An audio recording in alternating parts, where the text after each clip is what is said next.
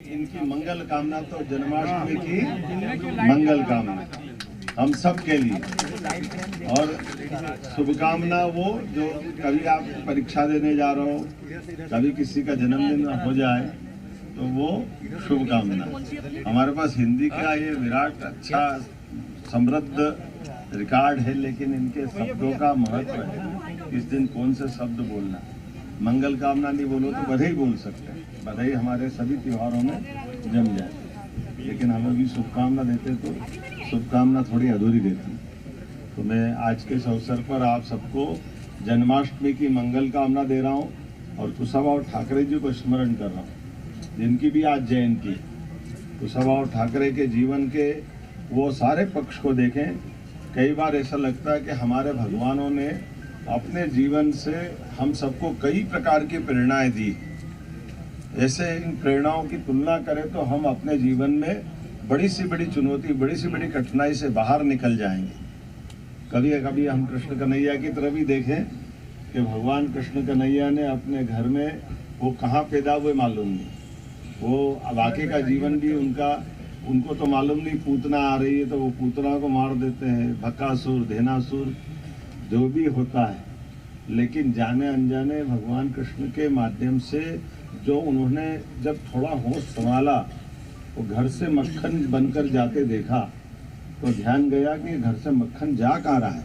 उसके पहले वो उनको मारने आ रहा तो यशोदा मैया बकासुर को मार दे, धेनासुर को मार दे। पूतना के टाइम तो होश नहीं था, दूध पीते ही बच्चे थे, तो पूछते नहीं माँ कौन आए कि मैया कौन मार रहा है, कौन दुश्मन है। बोले तू मत बाहर जाएगा, कंस तेरा दुश्मन है। तो भगवान कृष्ण के दिमाग में बालपन में मन में आ गया कंस कोई मेरा दुश्मन है जो मेरे को मारना चाहता है। अब वो माखन बन के रोज मटकी भर भर के जा रहा है कंस की सेना के लिए, नागरिकों वहाँ कंस के राजमहल के लिए। तो बोले मक्खन कहाँ जा रहा है, कंस के जा रहा है। अब बच्चे के मन में दुविधा हो जाती कि हमारा माखन कंस के वहाँ जा रहा है, वो तो दुश्मन है अपना, क्यों पहुँचा रहे हैं। तो नंद बाबा समझदार है, यशोदा मैया की बेटा तेरे को मालूम नहीं है वो राजा है, उसको कुछ भी नहीं कह सकते, उस वहाँ तो पहुँचाना ही पड़ेगा, नहीं तो हमको उनके सैनिक भेज देंगे, वो परेशानी कर देंगे। तो भगवान कृष्ण कहते हैं आप डरो, मैं तो नहीं डरता।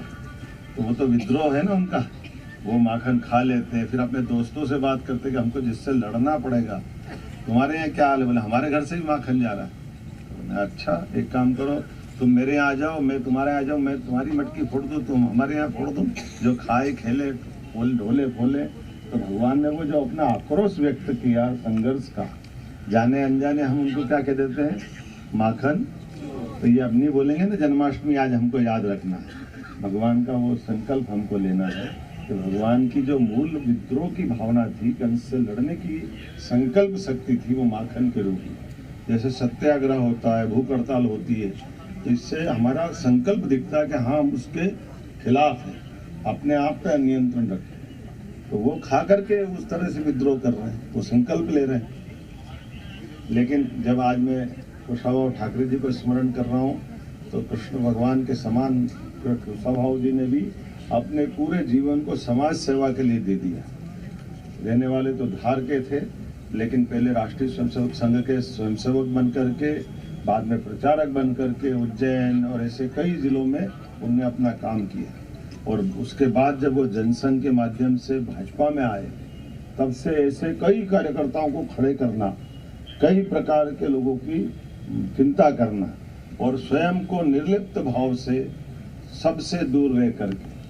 ठाकरे जी के जीवन के इतने सारे पक्ष हैं, कभी टिकट का मामला हो, कभी संगठन का मामला हो, कि अलग अलग प्रकार के धड़े के लोग, लेकिन ठाकरे जी आके बैठ जाए तो सब ठाकरे जी की बात मान लेते। ये ठाकरे जी के काम करने की शैली भी थी और उस नाते से अधिकार से बात भी कर देते।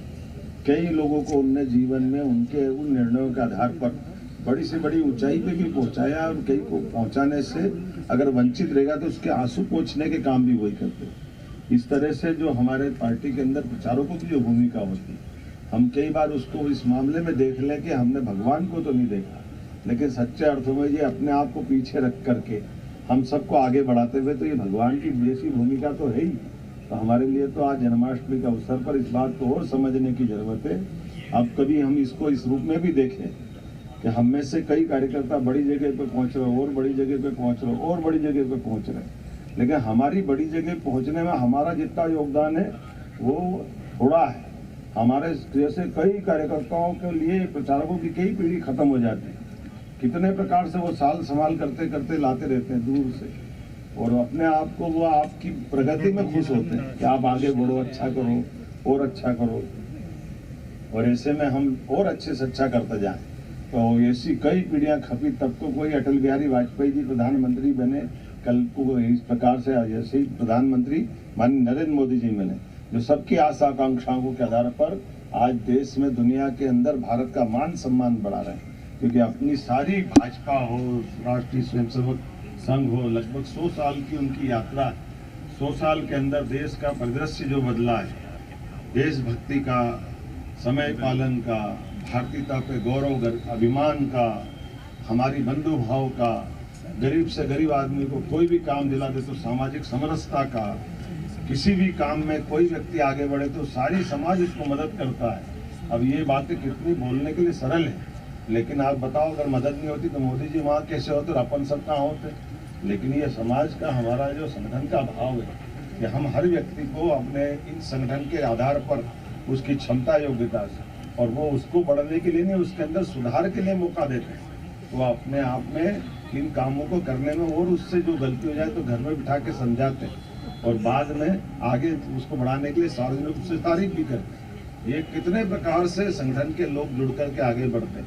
और ये डॉक्टर हेडगेवार जी ने 1925 में देख लिया कि देश तो आज़ाद होगा, लेकिन आज़ादी होने के बाद देश में देश को चलाने वाले अनुशासनबद्ध राष्ट्रभक्त लोगों की खोज खड़ी करना होगा। उस राष्ट्रभक्त खोज खड़ी करने वाले लोगों के लिए कई लोगों को अपना जीवन देना पड़ेगा, वो जीवन की आहुतियाँ देंगे। तो ये हमारी उस आहुति देने वाली परंपरा में प्रचारक परंपरा हमारे संगठन के दायित्ववान लोगों की परंपरा है। तो आज के इस अवसर पर, जन्माष्टमी के अवसर पर, मेरी अपनी ओर से कुशाभाऊ ठाकरे को भी हम नमन करते हैं। उनके किए गए कामों को हम प्रणाम करते हैं, और हम कामना करते परमात्मा करें हमारा संगठन और हमारे तपोनिष्ठ ऐसे प्रमुख कार्यकर्ता इसी प्रकार से सबका मार्गदर्शन करते रहे, और जीवन भर हम कुशाभाऊ ठाकरे को सदैव स्मरण करते रहेंगे। कुशाभाऊ निमित्त होकर ऐसे सारे प्रचारकों को भी याद करेंगे जिनके कारण से हम अपने इस संगठन विचार के परिवार को कहां से कहां देखते जा रहे हैं। मेरी अपनी ओर से पुनः आप सबको नहीं देंगे।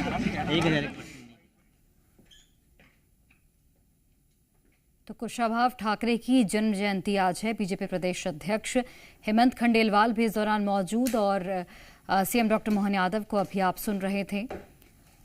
कुशाभाऊ ठाकरे को पुष्पांजलि अर्पित की। इसके साथ ही कृष्ण जन्माष्टमी को लेकर भी कई बातें कही हैं।